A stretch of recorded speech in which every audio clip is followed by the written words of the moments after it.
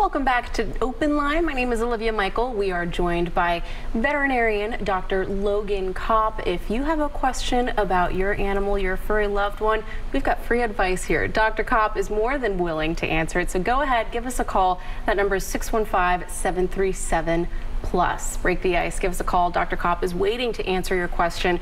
Before the commercial break, we were actually just talking about your journey to becoming a veterinarian and the demand for veterinarians in today's world. Talk to me a little bit about that. Yeah, so I think a big issue is, well, not issue, but great thing is a lot of people adopted a lot of pets during the pandemic. Families got a lot bigger. The downside is it makes it more difficult to see the vet. We have more sick pets every day, more wellness visits, and there's only so many hours in a day.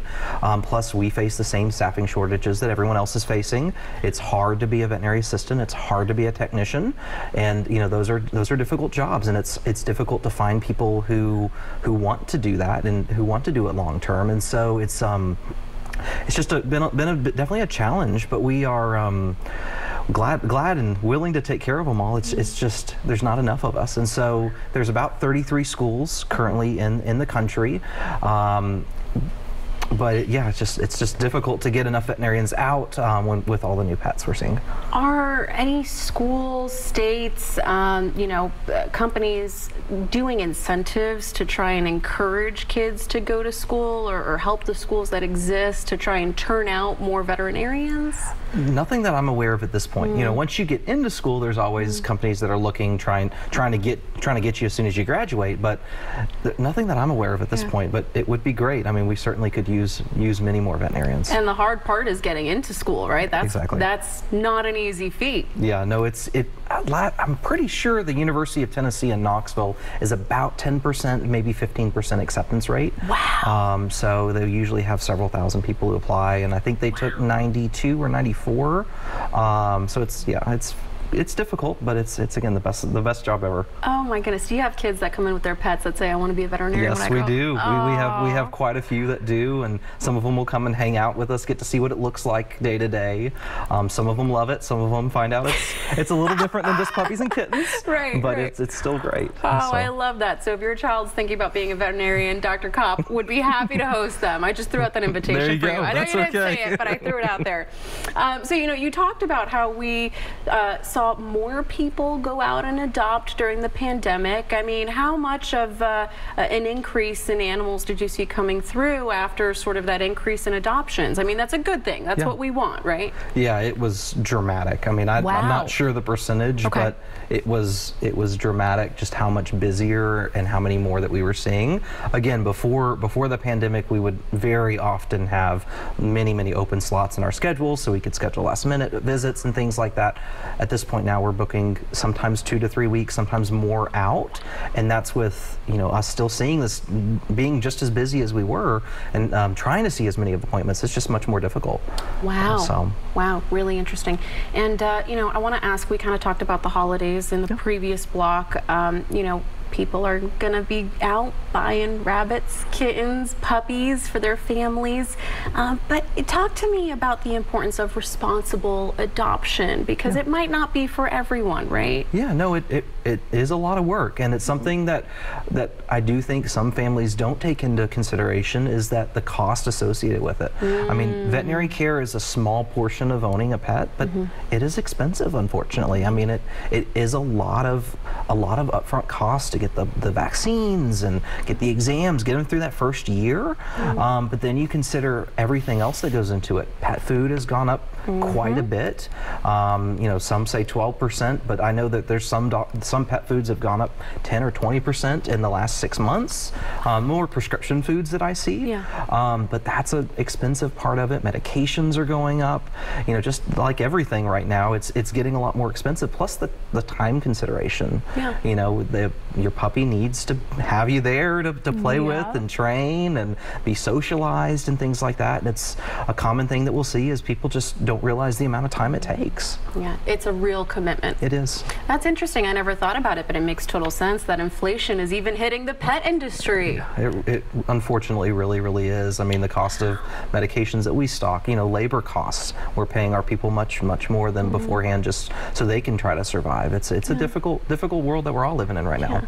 Is pet insurance something people should think about? Yes, I'm a very big believer in pet insurance. It saved me earlier this year with my own dog. He had a bad accident and had to go to the university. I like to tell my clients that story.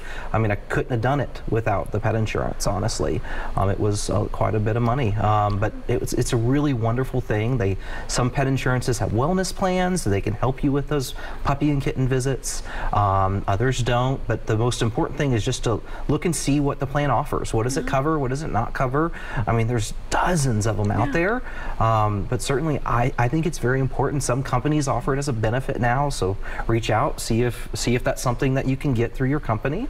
But I'm a big advocate. It is a wonderful thing. And I'm assuming it just works the same as human insurance. Is there a deductible and all that? So I think it's better at this point than human insurance. But yeah, typically that's saying something. Wow. Yes, typically you just pay a monthly premium and then you choose the deductible. And some companies have maximum limits and reimbursement rates. So once you meet your deductible, you could get reimbursed for 90% of the vet bill. Wow. 80% of the vet bill, which is nice. I mean, if your pup's real sick, it's $1,000. You might get $900 back after your deductible, which makes it a lot easier to say yes. Yeah, and we know how easily, you know, our loved little ones can run up a pet bill. It only takes a small accident, and before you know it, you got $1,000, $2,000, $3,000. Exactly. So that's why I think it's a really wonderful thing. And all the puppies that come in, all the kittens that come in, all the bunnies that come in, I do have that conversation with them because I think it's a really important thing. Wow. And I will say, our producer Josh was joking, but I think there is some seriousness to his question going off of, you know, adopting, responsible adoption during the holidays.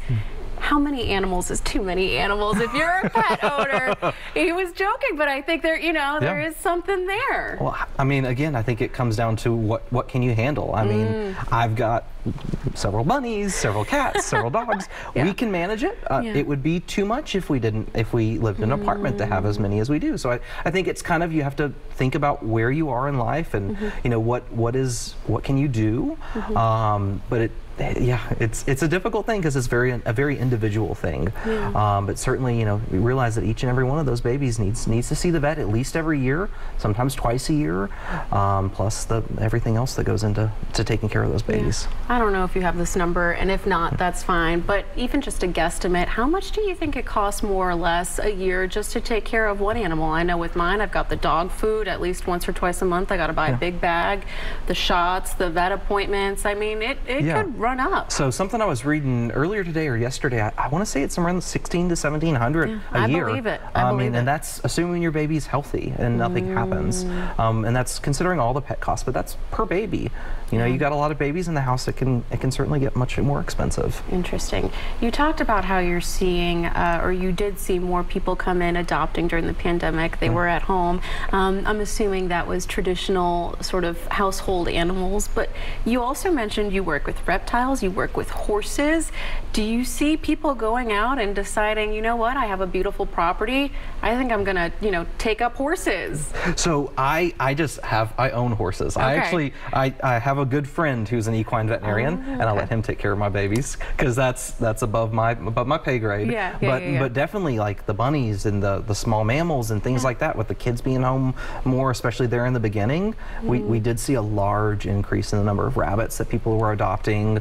You know, a lot of the shelters in Nashville do have rabbits in surrounding counties. There's quite a few breeders in Nashville, so a lot of people were getting them from there as well. But certainly that was definitely seen as well. Yeah, and I want to ask you about the breeders in just a second, but as a friendly reminder, we want you to go ahead, call in. If you have a question, we have free advice with Dr. Kopp. He wants to help you out with your furry loved one. That number is 615-737+. That's 7587. Dr. Kopp is here, willing to to answer. No question is silly, especially when it comes to our babies, as you Exactly. say. But you know, going back to breeders, of course, you hear the saying often to adopt, don't shop. Why is that? Are you running a risk if you go to a breeder versus, you know, adopting from a shelter or something like that? So I think an important thing to realize is just a lot of our shelters are just full. I mean, you've got lots of babies. My son and I just went out to Cheatham County and donated a bunch of food because they were in need. And you know, there's so many babies there that need a home, and that they just want somebody to love them. And there's so many puppies and kittens and everything that people just. That's why I think it's important to consider that, because there's so many of them out there that just need a home. Metro, Williamson County, I mean, all the local shelters just need some help. And if you're looking to get in a baby, I would certainly look there first. Yeah, and I know there's also a need for fostering. We can talk about that in a little bit, but right now we've got Peggy on the line. Let me go ahead and get her here. Hey Peggy, we are live on Open Line. Can you hear us? I can. All right, go ahead with your question for Dr. Kopp. Why do dogs lick their paws a lot? Oh. What's good for it? That's a great question, Peggy. Yeah, I know my dog does that sometimes. Yeah, that's a really good question, Peggy. And so one of the most common things that I see for puppy dogs that are licking their paws is going to be allergies.